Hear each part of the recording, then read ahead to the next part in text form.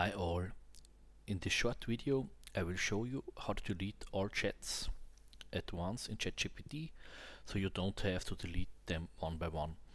It's quite simple, all you need to do is to follow these steps.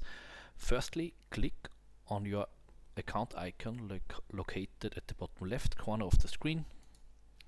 Then there is the settings option, select this. Then another window is opened, and here you can delete all your chats with ChatGPT.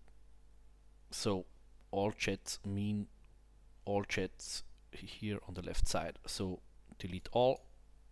Then you get this message, are you sure that you want to delete all your chats?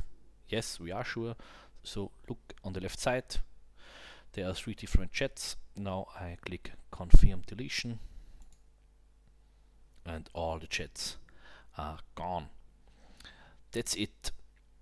So you can delete all your chats in ChatGPT at once without having to remove them one by one. Remember, this action cannot be undone, so please be sure that you want to delete all your chats. I hope the tutorial was helpful.